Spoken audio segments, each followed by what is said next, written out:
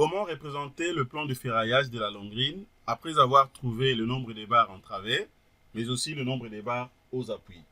Le dimensionnement, c'est une science exacte. L'ingénieur est censé de bien faire le dimensionnement, de bien trouver le nombre des barres, que ce soit dans sa partie inférieure, tout comme dans sa partie supérieure. Les amis, c'est comme je vous avais dit tout à l'heure là, après avoir travaillé sur la leçon numéro 30 et 29, nous allons voir rapidement comment je puis tracer le plan de ferraillage de la longrine. À l'entrée des jeux, je mérite d'abord signifier que dans le plan que vous voyez devant l'écran ici, vous avez la partie de la longrine inférieure, mais aussi la partie de la longrine supérieure. Alors pourquoi je me suis permis de le scinder comme ça? C'est justement pour faire des très bonnes présentations. C'est sous forme justement de ce qu'on appelle des détails par exemple. Puisque là à gauche, vous avez donc un petit détail de la longrine inférieure. De l'autre côté, vous avez également un petit détail de la longrine inférieure. Mais ce qu'il faut noter que de l'autre côté, vous avez un petit détail de la longrine inférieure aux appuis. Tandis qu'à droite ici, vous avez un petit détail de la longrine inférieure également. Mais cette fois-ci, c'est en travers. Et en bas ici, vous avez maintenant la longrine supérieure. Le point que nous venons de voir tout à l'heure. La leçon numéro 29 ainsi que la leçon 30. Vous allez bien voir même le nombre de barres que nous venons de calculer tout à l'heure là. OK? Par exemple, en travers, on avait trouvé justement donc 4 barres de 12. OK? Disons comment c'était 4 barres de 10. Mais tandis qu'aux appuis, nous avons trouvé 4 barres de 12. Alors, pourquoi cette différence? Tout à l'heure, je viens de dire que la différence est fonction justement de la sollicitation. C'est-à-dire, la valeur du moment max qu'on avait en travers, c'était beaucoup plus importante que la valeur du moment max aux appuis. Raison pour laquelle aux appuis, OK, aux appuis, donc en fait c'est le contraire. C'est-à-dire, aux appuis, on avait donc une forte valeur. La valeur du moment max, c'était beaucoup plus supérieure qu'en travers. Raison pour laquelle aux appuis, nous avons trouvé 4 barres de 12, mais tandis qu'en travers, on avait trouvé donc 4 barres de 10. OK? Donc, c'est vraiment simple à comprendre. Alors, les amis, voyons ensemble avec moi comment vous serez donc à mesure de bien interpréter le plan de ferraillage de la longrine ci-après.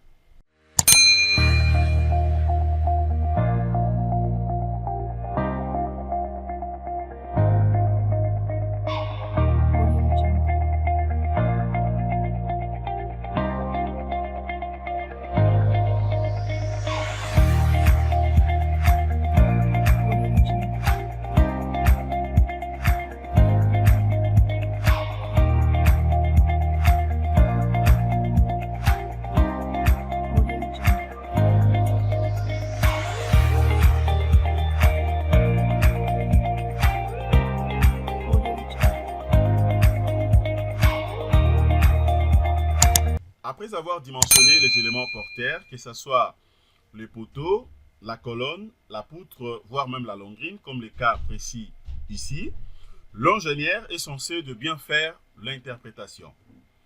L'ingénieur ne peut pas tâtonner pendant l'interprétation puisque le plan d'exécution, le plan de ferraillage doivent être bien compris.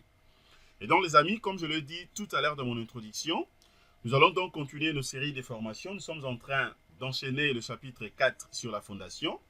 Mais le premier point, nous avions travaillé d'abord sur la longrine.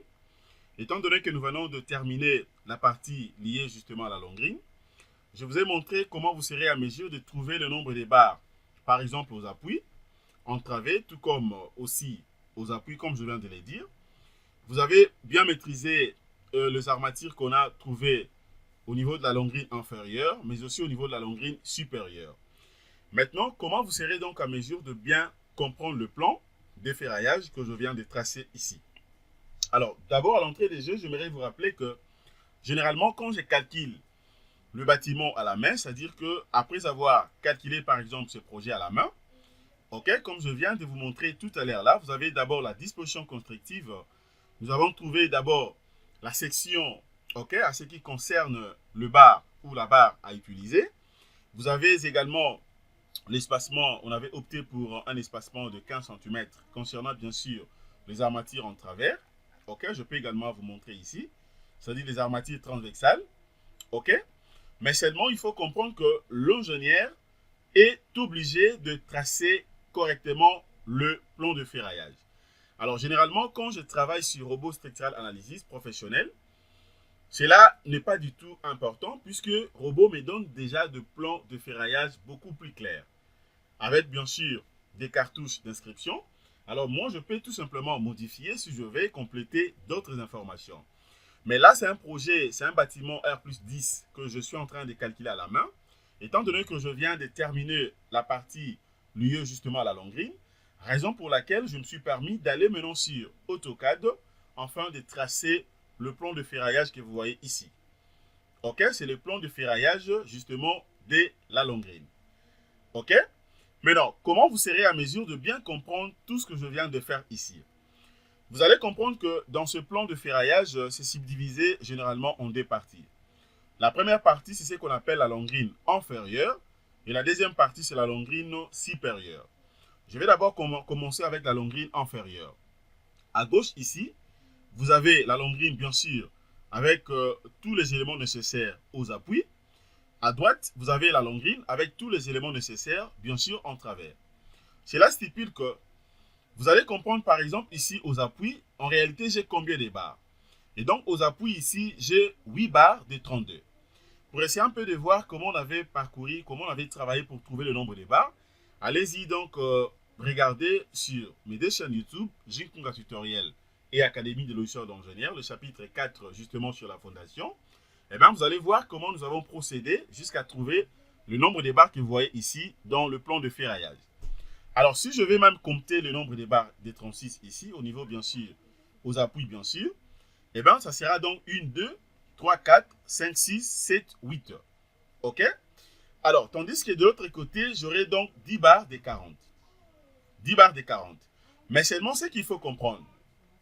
Vous avez au niveau, par exemple, dans sa partie inférieure ici, bien sûr, aux appuis, le 8 barres de 32, c'est justement le bar que vous voyez ici au-dessus. Donc, 1, 2, 3, 4, 5, 6, 7, 8. Vous voyez, c'est donc le 8 barres de l'autre côté. OK? Donc, ça fait 1, 2, 3, 4, 5, 6, 7, 8. Et après, vous avez également le 2 barres de 25. Le 2 barres, c'est le 2 barres que je viens d'énumérer ici, le 2 barres. Alors, de l'autre côté, vous avez également 2 barres de 32, 1, 2, et après 10 barres de 40. Donc, 1, 2, 3, 4, 5, 6, 7, 8, 9, 10. OK? Maintenant, en travers, j'ai combien de barres ici? De l'autre côté, j'ai 8 barres de 32, 1, 2, 3, 4, 5, 6, 7, 8. Et en bas ici, j'ai 2 barres de 25, idem que de l'autre côté. Donc, en travers, tout comme aux appuis. 2 barres de 25. Maintenant, ici en bas, j'ai 6 barres de 40. Donc, c'est vraiment différent avec les nombres qu'on a ici, aux appuis. Le 6 barres, c'est juste question de compter. 1, 2, 3, 4, 5, 6. OK, 6 barres de 40. Alors, là, c'est à ce qui concerne justement la longrine inférieure. Voyons maintenant la longrine supérieure. Dans la longrine supérieure, en faisant bien sûr la coupe transversale, OK, la base de notre longrine ici est de justement des 40, sa hauteur est de 20, tel qu'on avait prédimensionné. Alors, dans sa partie supérieure, c'est-à-dire aux appuis, après avoir calculé, regardez la leçon que je viens de poster tout à l'heure sur la leçon 29 et la leçon 30. Vous allez bien comprendre le plan de ferraillage ci-après. Alors là, nous avons trouvé 4 barres de 12. C'est les 4 barres que vous voyez ici. Donc, 1, 2, 3, 4. Et dans sa partie inférieure, c'est-à-dire quoi? En travers, nous avons trouvé 4 barres de 10. Il y a 1, 2, 3, 4.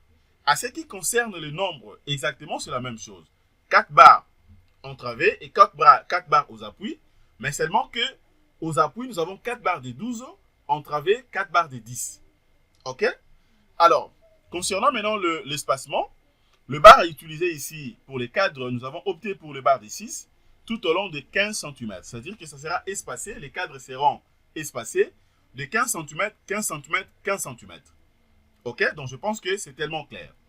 Et donc, c'est comme ça, les amis, vous serez à mesure de bien tracer justement le plan de ferraillage de la longrine.